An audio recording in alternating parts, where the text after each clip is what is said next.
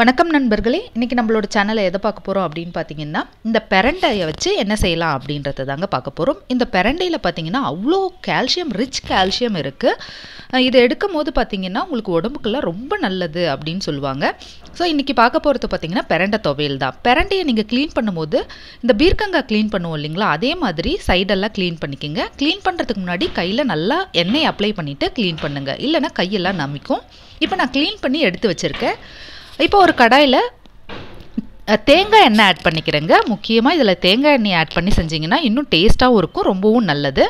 ஒரு 2 ஸ்பூன் அளவுக்கு தேங்காய் எண்ணெய் எடுத்திருக்கேன். 1/4 கப் அளவுக்கு உளுந்து ஆட் பண்ணிக்கிங்க.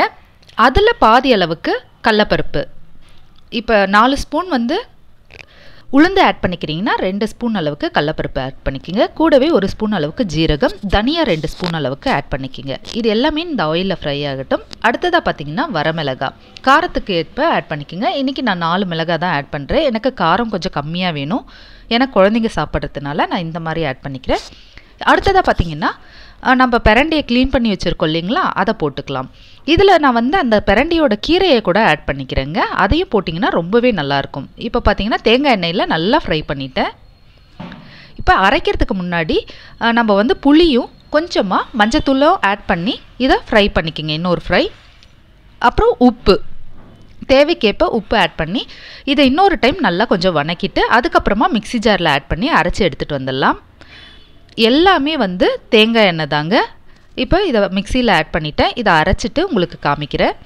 அரைச்சிட்ட பிறகும் நம்ம தாளிக்கணும். அதுக்கும் நான் தேங்காய் எண்ணெயை தாங்க யூஸ் பண்ணியிருக்கேன். இப்போ பாருங்கள், இந்த மாதிரி நல்லா பேஸ்ட்டாக அரைச்சிட்டேன். நீங்கள் அந்த நாரை எடுத்துகிட்டு நீங்கள் அரைச்சிங்கன்னா நாராக வராது.